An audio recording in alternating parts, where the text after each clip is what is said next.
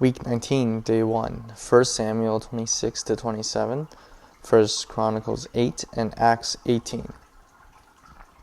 The Ziphites went to Saul at Gibeah and said, "Is not David hiding on the hill of Hakilah, which faces Jeshimon?" So Saul went down to the desert of Ziph with his 3,000 selected Israelite troops to search there for David. Saul made his camp outside the road on the hill of Hakilah, facing Jeshimon. But David stayed in the wilderness. When he saw that Saul had followed him there, he sent out scouts and learned that Saul had definitely arrived. Then Saul set out and went to a place where Saul had camped. He saw there that Saul and Abner son of Ner, the commander of the army, had lain down. Saul was lying inside the camp, with the army encamped around him. David then asked Ahimelech the Hittite and Abishai, son of Zeruiah, Joab's brother, "Who will go down into the camp with me to Saul?"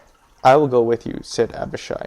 So David and Abishai went to the army by night, and there was Saul, laying asleep beside the camp, with his spear stuck in the ground near his head.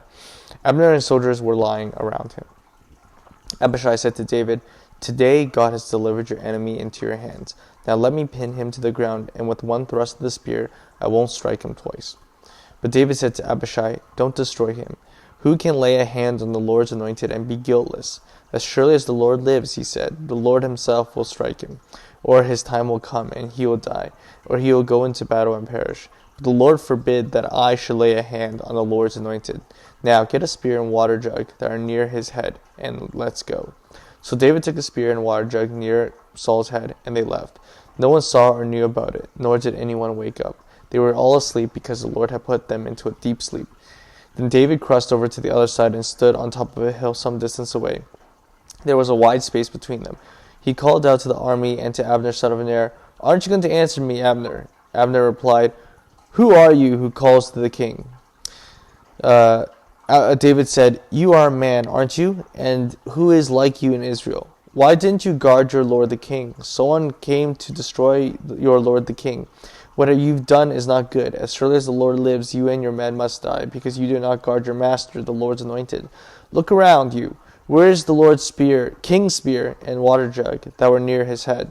Saul recognized David's voice and said, "Is that your voice, David, my son?" David replied, "Yes, it is, my lord, the king."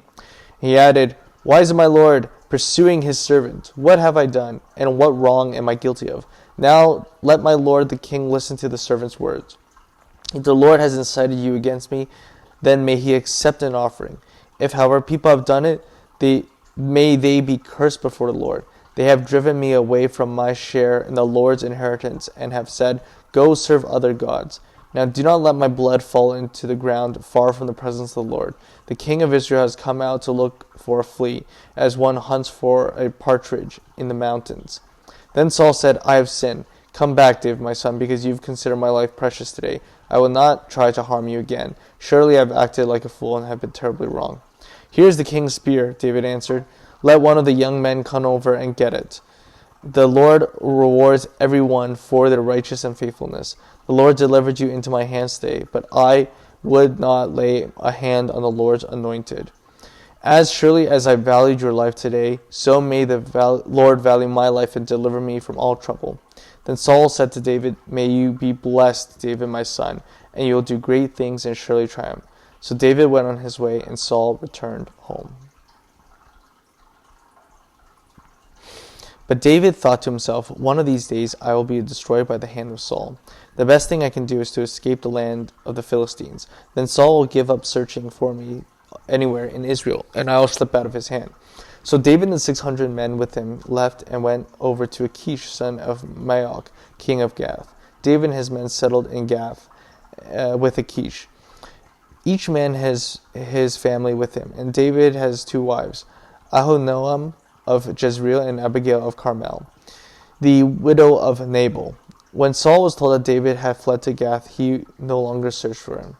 Then David said to Achish, "If I have found favor in your eyes, let a place be assigned to me in one of the country towns, that I may live there. Why should your servant live in the royal city with you?"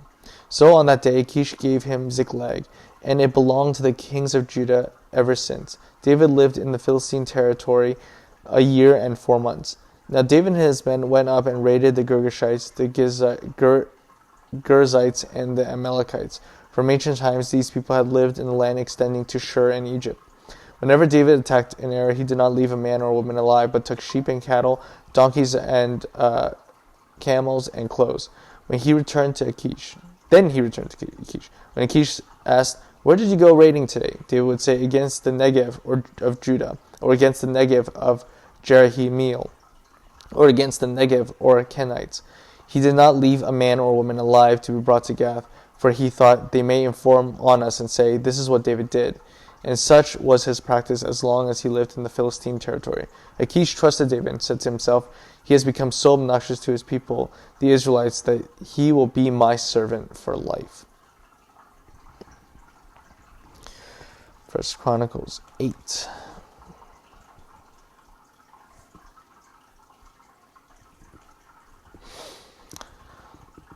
Benjamin was the father of Bela, his firstborn, Ashbel the second son, Aharah the third, Nohath the fourth, and Rapha the fifth.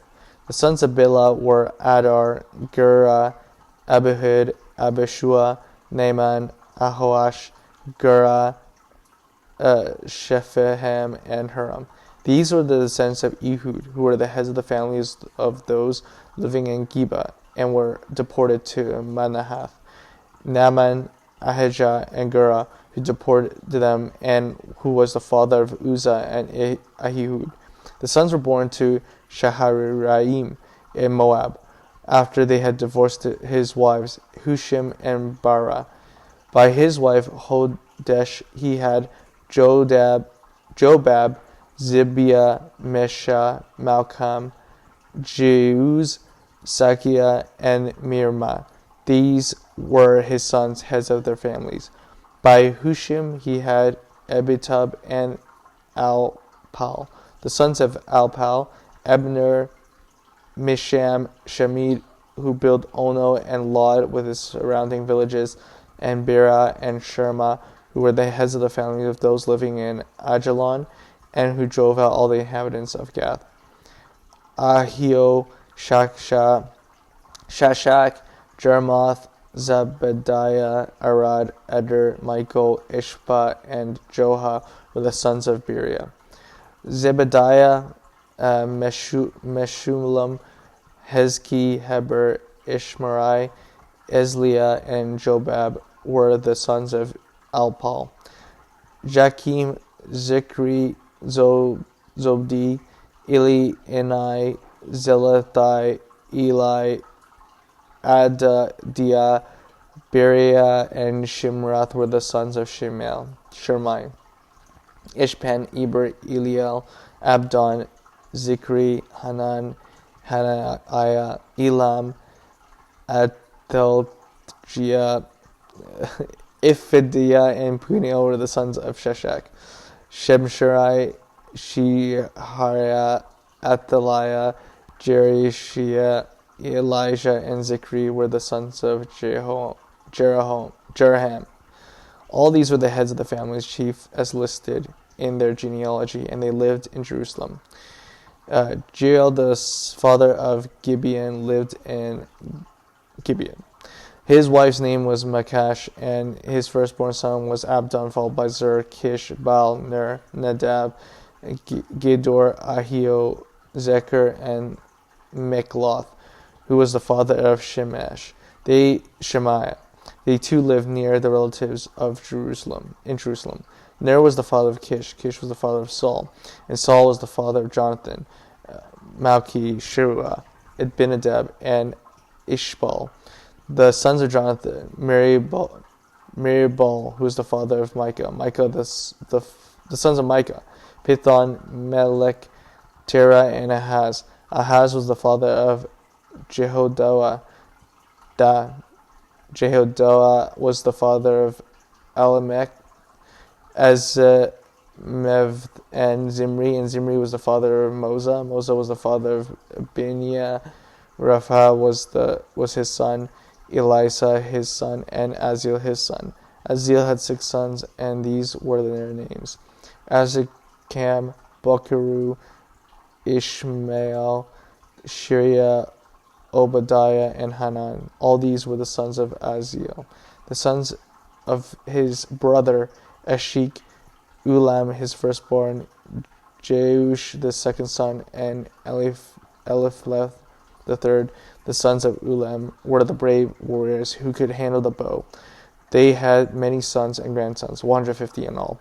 All these were the descendants of Benjamin.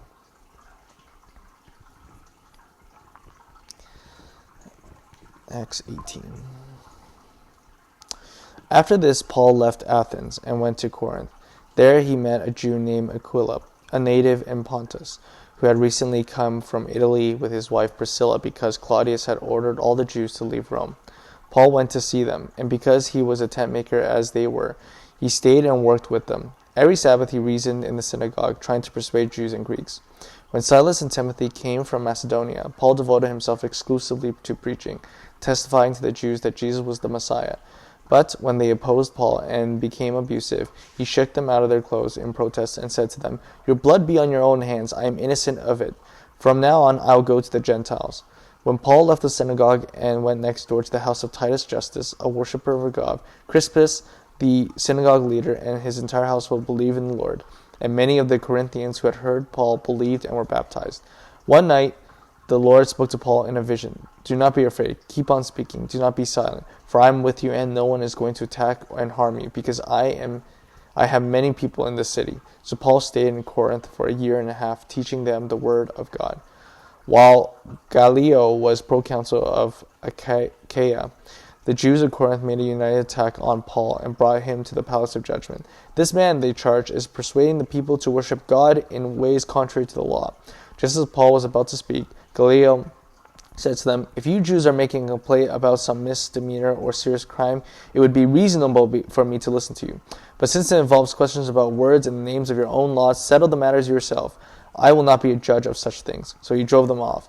Then the crowd there turned to Sosthenes, the synagogue leader, and beat him in front of the proconsul.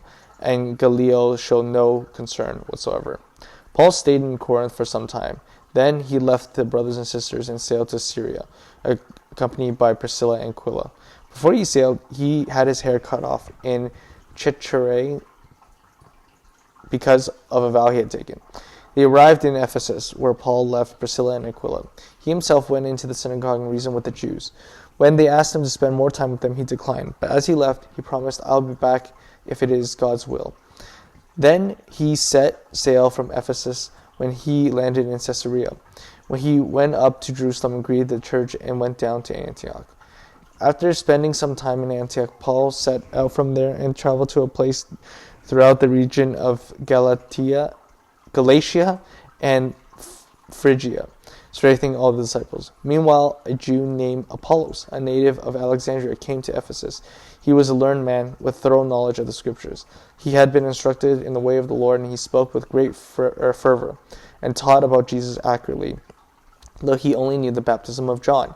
He began to speak boldly in the synagogue when Priscilla and Aquila heard him. They invited him to their home and explained to him the way of God more adequately. When Apollos wanted to go to Achaia, the brothers and sisters encouraged him and wrote to the disciples there to welcome him. When he arrived, he was a great help to those who by grace had believed, for he vigorously refuted his Jewish opponents in public debates, proving from the Scripture that Jesus was the Messiah.